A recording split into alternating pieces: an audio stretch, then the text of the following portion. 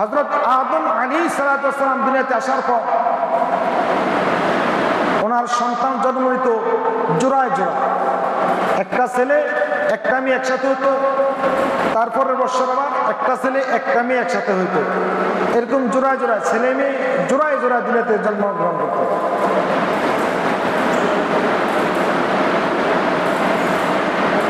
এখন যখন তারা প্রাপ্তবয়স্ক হলো, বিবাহের উপযুক্ত হলো, তখন আল্লাহ রাব্বুল আলামিন তাদের বিবাহের বিধান সৃষ্টি করে দিলেন যে প্রথম জোড়ার সন্তান যে ছেলে হবে, দ্বিতীয় জোড়ার মেয়ের সাথে তার বিবাহ হবে, এবং প্রথম জোড়ার মেয়ের সাথে দ্বিতীয় জোড়ার ছেলের সাথে বিবাহ হবে। এইভাবে আল্লাহ পাক তাদের বিবাহটাকে বৈধ করলেন। একসাথে একই জোড়ার যে ভাই বোন একসাথে দুনিয়াতে এসেছে তাদের মধ্যে আল্লাহ বিবাহটা হারাম করে দিলেন। বিবাহটা সিস্টেম করে দিলেন যে প্রথম জোড়ার সন্তান ছেলে, দ্বিতীয় জোড়ার মেয়ে, প্রথম জোড়ার মেয়ে দ্বিতীয় জোড়ার ছেলের সাথে এরকম তাদের ভাই বোনের সাথে বিবাহ হবে।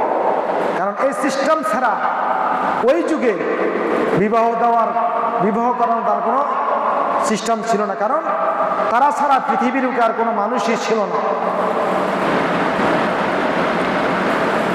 তখন হযরত আদম আলাইহিস সালাতু ওয়াস সালাম তার সন্তান কাবিল এবং হাবিলের মাঝে এই সিস্টেম করে দিলেন। কাবিল ছিল বড়, তার সাথে একটা বোন হয়, এই বোনটা তেমন সুন্দরী ছিল না। আর কাবিলের ছোট ভাই যে হাবিল ছিল, এই হাবিলের বোনটা ছিল খুব সুন্দরী। এখন আল্লাহ আদম আলাইহিস সালাতু ওয়াস সালামের মাধ্যমে জানিয়ে দিলেন যে হাবিল বিবাহ করবে কাবিলের জোড়ার বোনকে, আর কাবিল বিবাহ করবে হাবিলের জোড়ার বোনকে। কিন্তু আল্লাহ পাকের এই বিধানের কথা কাবিল মানতে ছিল না। কাবিল বলল যে আমি আমার জোড়ার যে বোন হয়েছে আমার বোনকে আমি বিবাহ করব।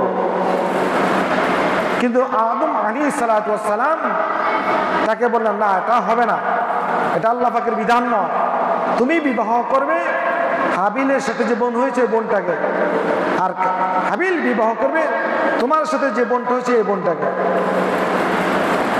কিন্তু কাবিল এরা কিছুতেই মানতে ছিল না।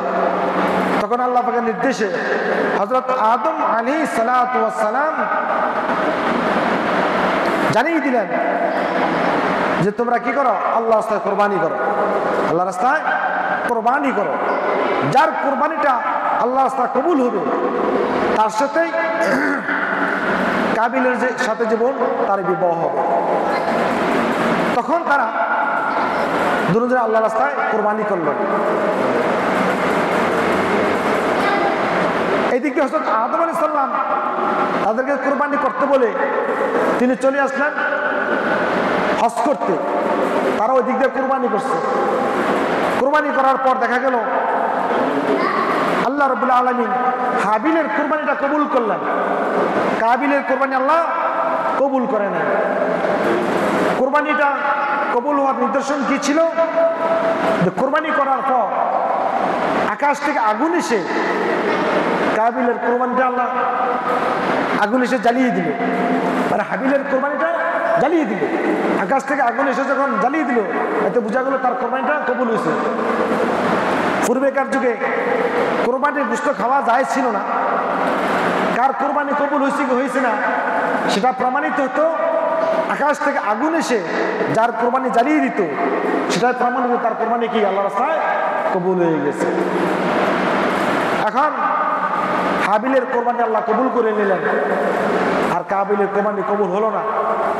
তার কোরবানি যেখানে রাখছে পাহাড়ে সেখানে রয়ে গেছে। হাবিলের কোরবানি করেছিল একটা দুম্বা কোরবানি করেছিল। এই দুম্বাটাই আল্লাহ পাক আমার বেহেশতের মধ্যে নিয়ে এটাকে তরুতাজা করে এই দুম্বাটাকে হযরত ইব্রাহিম আলাইহিস সালাম যখন তার সন্তানের কোরবানি করতেছিলেন তখন আল্লাহ পাক বেহেশত থেকে এই দুম্বাটা কি করলেন, পাঠিয়ে দিয়েছিলেন। যে দুব্বানটা হযরত ইব্রাহিম আলাইহিস সালাম কি করেছিলেন? কোরবানি করেছিলেন।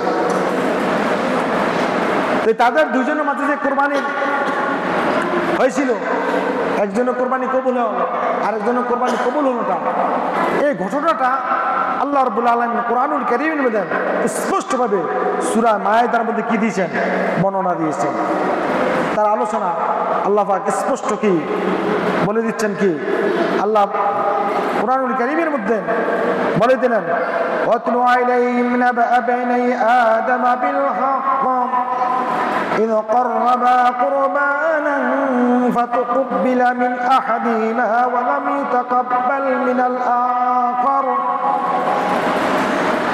قال لأقتلنك قال إنما يتقبل الله من المتقين لئن بسطت إلي يدك لتقتلني ما أنا بباسط يدي إليك لأقتلك إني أخاف الله رب العالمين আল্লাহ রাব্বুল আলামিন বলেন, হে রাসূল, আপনি দুনিয়া মানুষকে এই বর্ণনা জানিয়ে দিন। হযরত আদম আলাইহিস সালামের দুই সন্তান যখন হযরত আদম আলাইহিস সালামের দুই সন্তানের ঘটনা যথাযথভাবে সত্যিভাবে আপনি কি করেন? সকলকে জানিয়ে দিন, বর্ণনা দিন। সে ঘটনা কি? إذ قربا قربانا فتقبل من أحدهما ولم يتقبل من الآخر। আল্লাহ রাব্বুল আলামিন তাদের দুইজনের একজনের কুরবানি কবুল করলেন, আরেকজনের কুরবানি কি করলেন না? কবুল করলেন না। قال لأقتلنك, এখন কাবিলে বলতেছে লাআকতুলান্নাকা, আমি তোমাকে অবশ্যই হত্যা করব। হাবিলের কোরবানি কবুল হয়ে গেছে, এখন হাবিল কি করবে? কাবিল বোনকে বিবাহ করবে। এখন যেহেতু কাবিল কিনা এতে সন্তুষ্ট না, এতে রাজি না, এই জন্য কাবিল কি বলতেছে? লাআকতুলান্নাকা, অবশ্যই আমি তোমাকে হত্যা করবো। তোমাকে হত্যা করে আমার বোনকে আমি বিবাহ করব, তোমাকে বিবাহ করতে দিব না। নাউযুবিল্লাহ। কিন্তু কাবিল বললেন কি? ক্বালা ইন্নামা ইয়াতাকাব্বালুল্লাহু মিনাল মুত্তাকিন। হাবিল বলতেছে, আরে ভাই, আল্লাহ তো কুরবানি কবুল করেন কার? যে মুত্তাকি, ফরজগার। মুত্তাকি যে হবে তার কুরবানি আল্লাহ কবুল করবেন। তুমি আমাকে হত্যা করো, যাই করো, কিন্তু কুরবানি আল্লাহ কবুল করবেন কারটা? যে মুত্তাকি, তার কুরবানি আল্লাহ কবুল করবেন।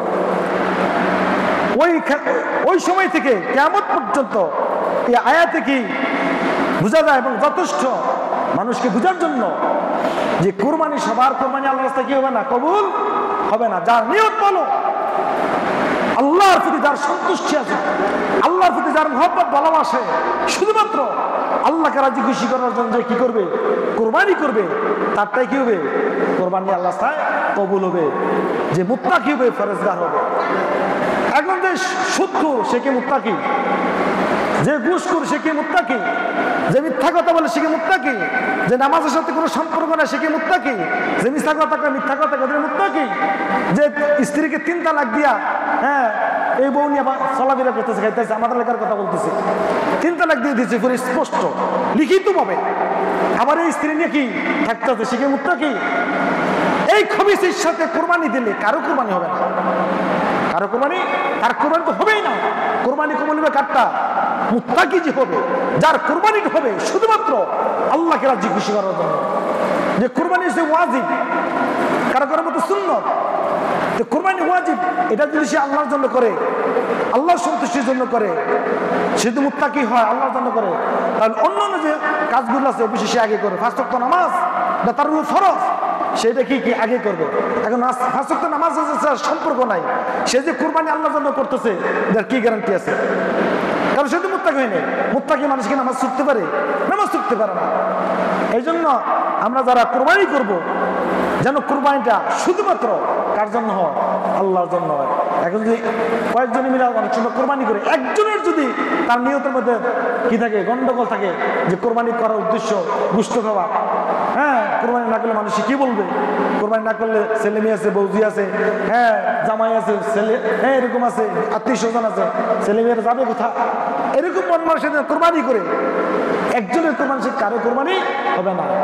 কোরবানি গরু কিনছে, কেনার পর আরে এটা তো বুঝতে কম হইব, কি হইব, কি গরু কিনছিস তোরা, গরুটা পছন্দ হয়েছে না। একজনের মনে এই সমস্ত সমস্যা থাকার কারণে কারোই কি হবে না, কোরবানি হবে না। এই জন্য খুব সাবধানের সাথে কি করতে হবে, কোরবানি করতে হবে। কারণ কোরবানি কারটা কবুল হবে? হ্যাঁ, ইন্নামা ইয়াতাকাব্বালুল্লাহু মিনাল মুত্তাকিন। কোরবানি তো কবুল হয় কার? যিনি মুত্তাকি হবে, ফরজগার হবে, তার কোরবানি হবে। তারপরে হাবিল বলতেছেন, লা ইন মাসাত্তা ইলাইয়া ইয়াদাকা লিতাকতুলানি মা আনা বিবাসিতি ইয়াদিয়া ইলাইকা লিয়াকতুলাক। ভাই বলতেছে, তুমি আমাকে হত্যা করো, যাই করো, আমি কিন্তু কি করব না। তুমি আমাকে হত্যা করো, তোমার হাত বাড়াও, কিন্তু আমি হাত বাড়াবো না তোমাকে কি করার জন্য, হত্যা করার জন্য। ইন্নী আখাফুল্লাহ রাব্বাল আলামিন, আমি বিশ্বজগতের প্রতিপালক আল্লাহকে ভয় করি। এই কথা বলে ওনার ভাইকে চেয়েছিল যে আল্লাহর ভয় বলার কারণে, আল্লাহর ভয় দেখানোর কারণে তার দিনের মধ্যে হয়তো কি হবে, আল্লাহর ভয় সৃষ্টি হবে, সে অন্যায় কাজে লিপ্ত হবে না। এটা কিন্তু আপনার শিক্ষা, যে কোনো মানুষ যদি কোনো অন্যায় কাজ করতে চায়, কোনো খারাপ কাজ করতে চায়, তখন তাকে কি দেখানো, আল্লাহর ভয় দেখানো। এরকম হাদিসের মধ্যে এরকম ঘটনা আছে, যেমন এক যুবতী তার স্বাস্থ্য বোনের সাথে তার স্বাস্থ্য ভাই অপকর্ম করতে চাচ্ছিল।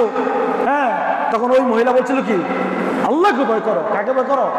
আল্লাহকে ভয় করো। বলার সাথে সাথে সে তার ভিতরে আল্লাহর ভয় এমন ভাবে সৃষ্টি হয়েছে, সে তাকে ফেলে দিয়ে চলে গেছে। এই জন্য যে কোনো মানুষ কোনো অন্যায় কাজ করতে চাইলে, কোনো জুলুম অত্যাচার করতে চাইলে, তাকে কি কার ভয় দেখানো? আল্লাহর ভয় দেখানো। হ্যাঁ, যেমন সে বললো কি, আমি আল্লাহকে ভয় করি, আমি তোমার সাথে বাড়াবাড়ি করতে চাই না, তুমি আমাকে হত্যা করবা ঠিক, আমি তুমি হত্যা করবো, তোমাকে হাত বাড়াবো না আমি তোমার প্রতি, কারণ আমি আল্লাহকে ভয় করি। আমি আল্লাহকে ভয় করি মানে তুমিও কি করো, আল্লাহকে ভয় করো। কারণ মানুষ হত্যা করা এর চেয়ে বড় পাপ কি আর দুনিয়াতে হতে পারে? এর চেয়ে বড় পাপ আর হতে পারে না। হাদিস শরীফে আছে, হ্যাঁ, একটা হত্যা করা যদি এরকম ভাবে একটা মানুষকে, আসমান এবং জমিনে যত অধিবাসী আছে, আসমানে যত ফেরেশতা আছে, জমিনে যত মাখলুক আছে, সমস্ত মিলে যদি একজন ইমানদারকে হত্যা করে, একজন ইমানদারকে হত্যা করে, তার আল্লাহ পাক সকলকে আল্লাহ জাহান্নামে দিয়ে দিবে। ইসলামের সাথে সকলকে আল্লাহ জাহান্নামে দিয়ে দিবে। হত্যা এত বড় এক অপরাধ, এত বড় এক জুলুম, এত বড় অত্যাচার। এই জন্য আমরা এখান থেকে শিক্ষা নিব যে আমরা যা কিছু করবো একমাত্র আল্লাহর ভয় দিলে নিয়ে, আল্লাহর মহব্বত ভালোবাসা দিলে আমাদের কোরবানি, আমাদের নামাজ, সমস্ত ইবাদত এইভাবে আমরা করার চেষ্টা করব। আল্লাহ পাক আমাদের সকলকে বুঝবার মামলা করার তৌফিক দান।